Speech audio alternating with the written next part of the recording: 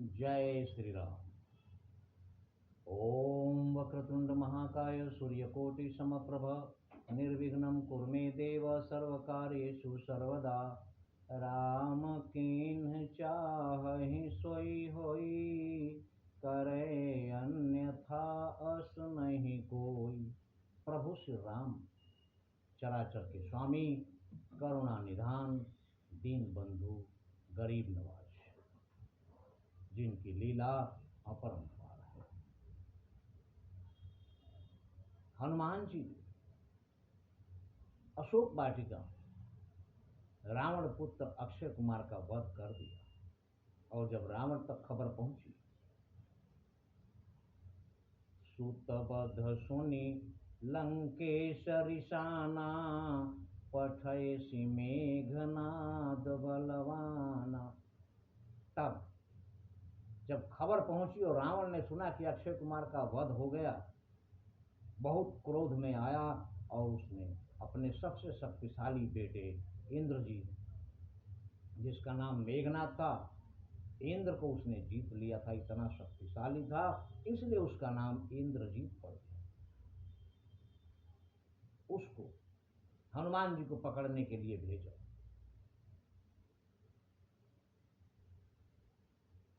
चला इंद्रजित अतुलित जोधा, बंधु निधन सुनि उपजा क्रोधा।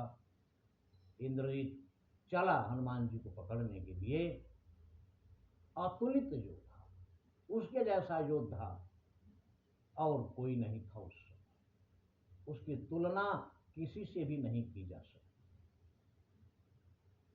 भाई का वध सुनकर बंधु निधन सुनि उपजा क्रोधा, बहुत क्रोध में था कि जिसने हमारे भाई का वध कर दिया, आज मैं उसे छोड़ूंगा नहीं। रावण जानता था कि इंद्रजीत अगर जाएगा तो जाते ही मार काट वाली ही बात करेगा, क्योंकि उसको एक ही भाषा आती है, युद्ध के मैदान में दुश्मन को समाप्त करो। इसलिए इंद्रजीत को रावण समझा रहा है कि मारे सुजनी सुत बांधे सुताही। पुत्र, उस वानर को मारना नहीं है, बांध कर लाना। देखिए कपि कहाँ कर आही, ताकि मैं देख सकूं कि वानर कहां से आया है और कौन है। इतना सुनकर इंद्रजीत अशोक वाटिका में पहुंचता है और वहां संकट मोचन महाबली हनुमान विराजमान है। और जब देख रहे हैं तो जिसने इंद्र को जीत लिया हो, वो साधारण योद्धा तो था नहीं, देखने में भी ऐसा ही विकराल था। देख कर ही हनुमान जी समझ गए कि ये बहुत बड़ा योद्धा है। इसलिए बड़े योद्धे पर बड़ा प्रहार। कपि देखा दारुण भटयावा, हनुमान जी ने देखा कि बड़ा विशालकाय राक्षस आया है, बहुत बड़ा योद्धा आया है। तब कटकटाई गरजाय रुधावा, तब कटकटा कर, जो वानरों का स्वभाव है, और हनुमान जी दौड़ पड़े इंद्रजीत को मारने के लिए। हथियार कुछ था नहीं उसके पास, धनुष बाण बहुत सारे अस्त्र शस्त्र हैं, हनुमान जी के पास तो कोई अस्त्र शस्त्र है नहीं। बस अति विशाल तरु एक उपारा, हथियार तो बना लिया जाएगा। अति विशाल, हल्का फुल्का वृक्ष नहीं, बहुत विशाल, विशाल भी नहीं, अति विशाल, बहुत बड़ा पेड़, तरु पेड़, एक उपारा, उखाड़ लिए जड़ से ही। और बीरथ कीन्ह लंकेश कुमारा, और वो पेड़ इंद्रजीत के ऊपर फेंक दिया। मेघनाद तो गिर गया नीचे रथ से, लेकिन उसका रथ घोड़ा सब समाप्त। बिरथ कीन लंकेश कुमारा, लंका से अपने महल से निकला था रथ में चढ़कर, यहां आते ही बिना रथ के कर दिया उसने, रथ ही खत्म हो गया। रहे महाभट्टता के संगा, उसके साथ बड़े बड़े योद्धा भी आए हुए थे। उन योद्धाओं का क्या हुआ? हनुमान जी बजरंग कहा जाता है। बजरंग जिसका अंग वज्र जैसा हो, मुलायम ना हो, वज्र जैसा कठोर हो। और जब वज्र जैसे कठोर चीज से किसी चीज को घिस देंगे तो बर्बाद हो जाएगी, समाप्त हो जाएगी। तो हनुमान जी ने और कुछ किया नहीं, जो महान योद्धा उसके साथ आए थे। रहे महाभट्ट ताके संगा, गही गही कपि मर्दई निज अंगा। हनुमान जी पकड़ते थे, गर्दन पकड़कर और अपने शरीर से रगड़ देते थे, मसल देते थे, जैसे ही रगड़ देते थे खत्म। वज्र है, वज्र से घिस देंगे किसी चीज को तो बचेगी क्या? तो गही गही कपि मर्दई निज अंगा, अपने शरीर से रगड़ देते थे, खत्म राक्षस। सारे राक्षसों को समाप्त कर दिए। जो बड़े बड़े महान योद्धा आए थे, जो छोटे मोटे राक्षस थे वो तो पीछे हो गए।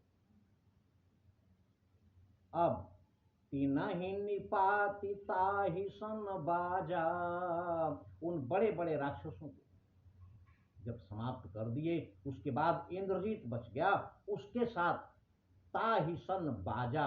बाजा भोजपुरी का शब्द है जिसको कहते हैं बाजना। बाजना का मतलब भिड़ना, युद्ध करना, लड़ना। गोस्वामी जी ने हिंदुस्तान की सारे क्षेत्र की सारी भाषाओं, सारे प्रांतों की भाषाओं के शब्दों का समावेश किया है मानस में। इसलिए यहाँ पर बाजा भोजपुरी का शब्द है और उसका मतलब होता है भिड़ना, लड़ना। तो तिनहि निपाति ताहि सन बाजा, उसके साथ बाज गए, भिड़ गए इंद्रजीत के साथ।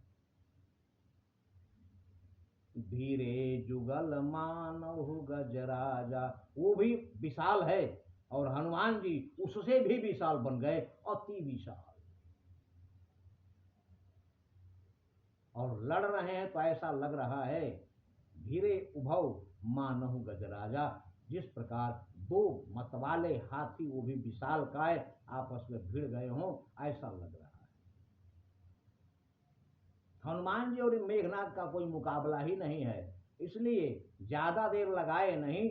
मुठिका मारी चढ़ा तरु जाई, एक मुठिका, एक घूसा हल्का ही मारे इंद्रजीत को, ताही एक क्षण मूर्छा आई, उसको एक पल के लिए मूर्छा गई, बेहोश होकर गिर गया जमीन और अपने पेड़ पर चढ़ गए।